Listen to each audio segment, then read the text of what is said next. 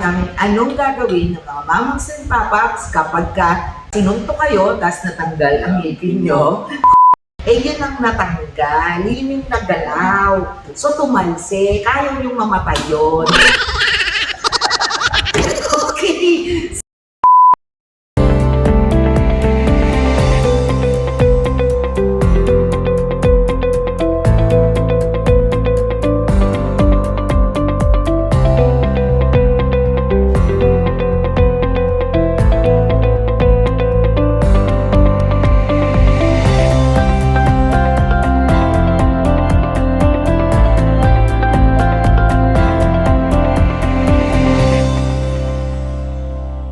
Hello, Mama! Hello, Papas! Hello, Docky! Hello, Doris! Yes! Exciting na naman tayo! And right now, Doc Brian, we will be dealing on a news that is something trending. Diba? Alam mo ba yung trending na nangyayari ngayon sa Oscars? Well, nakita ko sa internet, puro ganun yung mga memes nila eh. Sa kita, gano'n. Yes! Mga mamas and papas, we will be talking about when, during the Oscars, di ba, Will Smith hit Chris Rock Oo nga eh. during a joke. Di ba? Parang, ewan ko. Offensive ba yung ginawa niya? Yan. So mga mamas and papas, of course, like usapang dentista to, we will react on paniwala ko if kung Will Smith ka ba o Chris Rock ka. And then, of course, because we are dentists, we will be discussing Doc, na related dun sa incident na yun na pwede natin i-relate sa dentistry. Okay. Doc? Dok, pag nasampal ka, pwede mabungi. Pwede ba? Yes. Siyempre, pagka nagkaroon kayo ng suntukan o sakitan, ang Physical, tendency, minsan lagi sa mukha yan di ba? Not the face, lalo na pagka kasing gwapo kayo ni Doc Brian, tas ang kalaban, chichiwanga. Parang madaya yung labanan, di ba? Di pa na kayang barko. Oo, di pa na tayo. So, parang sasabihin mo, mag-usap na lang tayo, huwag na tayo magsakitan, di ba? Pwede below the head, di ba?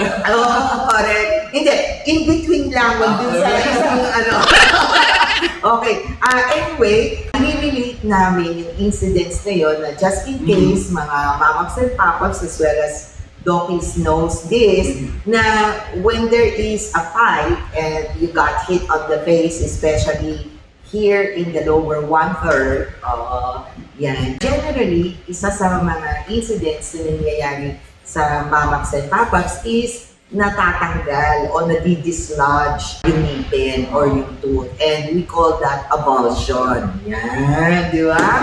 Okay, so, yan ang magiging topic namin. Anong gagawin ng mga mamaks and papaps kapag sinunto kayo, tapos natanggal ang ngipin nyo, okay, para maisoli ng mga dockies. And then we will also comment on the incidents of Chris Rock. So, ikaw muna mauna, Doc. Okay, maka-Chris Rock ka ba o Will Smith? Para sa akin, ako ay maka-Will Smith. Okay, bakit? Una sa lahat kasi, nakita yung video kasi it was pertaining to Jada Pinkett Smith. Okay. Na parang si Jada kasi meron siyang alopecia. Kaya nagkaroon siya ng pagka-hair loss. So, mali nga naman nalaitin mo yung kondisyon ng ibang tao.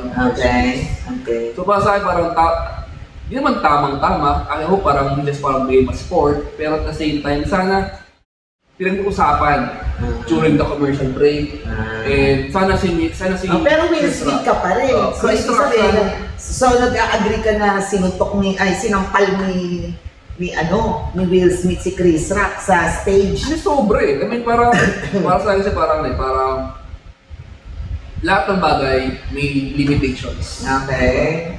And I think si Will Smith at si Jada, diba, marami silang mga pinagdadaan sa relationship nila. So, ang tendency, kapag nagbigay ka ng ganun, ang end up is ikaw yung mapabubuntungan ng init ng ulo.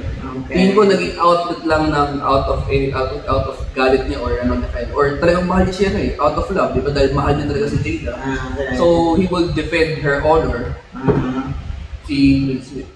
Ikaw ba, Doktor? Ano bang say mo? Pero ibig ko sabihin, you would do the same thing as I would Will do the Smith. same thing. Para saan? Ganon.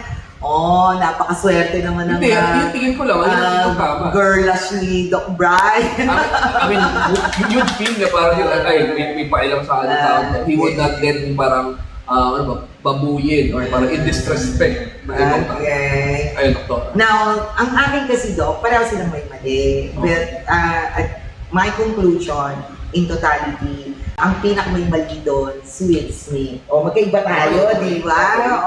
Okay. Kasi, unang-una, while Chris Rock is making a joke, like what you're seeing in the video, is that the initial reaction of Will Smith was smiling. And you will see that Chris Rock was even looking at him. Kumbaga, tinitingnan ni Chris Rock kung okay lang sa kanya. Kaya lang, because si Jada nakamiwit, and siguro Triggered. nakita ni Will Smith na, oh, shit, mali pala ang reaction ko, di ba? At yun nga, sabi mo nga, may pinagdadaanan sila, okay?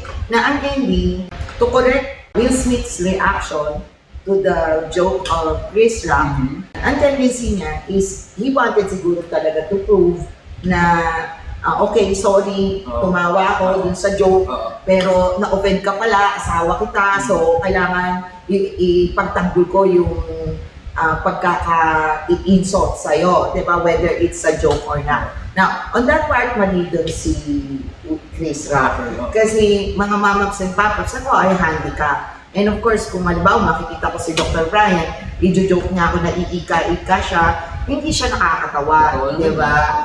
Okay, but however, violence is never the answer. Okay, sa akin lang. Okay, and Will Smith could have taken it after the break. He shouldn't have done that in front of everyone, embarrassing Chris Rock, and top it all, sinampal niya. So, okay, masarap ang feeling para dun kay Jada. Kaya lang parang you're holding her ego. Yung ganon. Now, although she probably got hurt, she got hurt probably kasi nga because of her condition na health na hindi naman niya ginusto. Pero sa totoo lang, ang relation naman, it wasn't a total insult because yung G.I. Jane, mga mamaps and papaps, kung nabuhay kayo nung panahon ko, kung naabutan nito Brian. Ako yung G.I. Jane, yung G.I. Joe. Oo. Hindi, naabutan mo yun? G.I. Jane? Na? G.I. Joe na doktor. Okay, so si mga mamas and papas, si G.I. Jane na yung mention ni Chris Rock doon is starring Demi Moore. Kilala mo ba si Demi Moore? Yung dating asawa ni Ashton Kutcher. Correct. Okay naman, Ashton Kutcher. Ako, Bruce Willis. Ganun kalayo. Ganun kalayo yung Mas lumayos ito, correct. Hindi, pero yun nga yun. So, and Demi Moore really looks very beautiful, bold. So, in the end, kung talagang naging offensive siya, sana Will Smith was to balance yung upset ng asawa niya and to tell Chris Rock that it is not okay to make a joke out of it. Dapat ginawa niya yun during the break. Not in the Oscars. Kasi Oscars is a well-respected. Kumbaga siya Yun nga, Doctor. I think Will Smith was trying to make a point to all comedians na lahat siya, di ba, parang, di ba, mas maganda sana yung joke mo, hindi mo dinedirect sa isang tao. Kumbaga, try to be more creative. Hindi yung parang naglalait ka para to make the laughter of other people's condition. But, di ba, mas creative dapat, dahil comedian siya, trabaho niya maging comedian, dapat creative yung kanyang way ng pagkaka-deliver niya na hindi magiging sensitive para sa ibang tao, yung ma-apekto ng ganun. Okay. Humor. Yun. Kaso nga, kilala naman din, kasi nga, Oscars yun, hindi naman nasa bar sila. Sa bar pa ka, parang kaya mo pang, at saka nga, as I said, my position is violence is never the answer. Now, speaking of violence, Dr. Brian, eto na. Halimbawa, ikaw si Chris Rock. Pero nakatira sa'yo ni Will Smith ang pagkakasampal.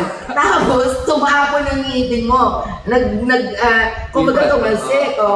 Ano nga yung nagagawin nyo, mamas and papas? Okay, so ano yung first thing na gagawin nila, Doc? First thing, una muna, pulutin niyo muna yung ngipin. Sana mahanap nila. Kung mahanap, siyempre ba, actually, first thing muna, that calm down. Kalma ka muna, and then, hanapin mo ngayon, ito kasi yung ipin mo. But, only pick up the enamel side or yung tooth area, not the root area, but yung tooth area para Crown. crown area para mas Yung ito, mga mamas, yung nakikita sa labas pag umingiti kayo, yan ang crown. Okay. So doon nyo siya dadamputin, hindi doon sa root na sinasabi ni Dr. Brian na nakabaon sa buto. Eh bakit hindi nila dapat ang alam ko, Doktora, mamamatay kasi yung ipin kapag madudumihan, malalagan ng germs or bacteria na nakakasama katagalan pagka binalik mo sa loob ng ipin. Okay. What's number So, ang intention kasi natin dito, mga mamaks and papaps, is maisoli pa yung ngipin ng dokis nyo sa bibig nyo. Para hindi na kayo gumastos ng peking ngipin. Okay? So, isa doon pagkapulot sa crown area. Ang second naman, mga dokis, ay kailangan humanap kayo ng gatas. O kaya, at least saline solution. Kung wala naman, ibalik nyo sa bibig nyo. Okay? Kasi kailangan hindi mag-dry yung ngipin na yon at kailangan moist siya. Okay? So, kung halimbawa nakapanyo, siyempre, medyo madumi yun at ipagdasal nyo na hindi natapakan at nadurog, wala nang magagawa tayo doon. Ang mangyayari doon is that pupunta kayo sa banyo, tapos i-rinse nyo ng sandali lang yung ngipin. Huwag nyo kukuskusin mga mamaks and papaps. So, rinse lang. rinse lang.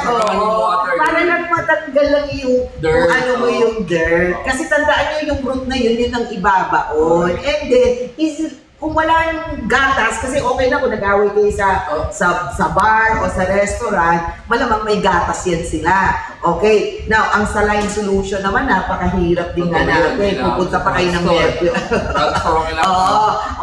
So drugstore pa hahanapin nyo. So, pinakamadali talaga, laway nyo. So, i-release nyo lang ng panandalian, tapos subo na. So, ano susunod na step nila doon pagkasubo sa dila? Sino dapat nilang tawagan na ngayon, Dok? So, tawagan mo na yung Doki. Kasi ibig sabihin, Doki, bumi ako. Tulungan mo. Sinampal ako ni Will Smith, tumalsik yung aking ngipin. So, pakibalik. So, ano ang pinaka dapat na ideal na tagal? Yung pinaka shortest, Dok? Dapat, Doktora, not more than 3 hours. Nandikit na agad. Pero yung pinaka-ideal time niya is 60 minutes. Correct. Dapat nabalik mo na yun. Para mas mataas yung chances na mabuhay pa yun. Hindi, mababatay kasi At saka, the one thing that you have to make sure is don't make the tooth dry. And do not store it in water. Yes. Kasi mamamatay yung cells. Kasi alam nyo, yung ngipin kasi kaya hindi gumagalaw sa loob ng bibig nyo.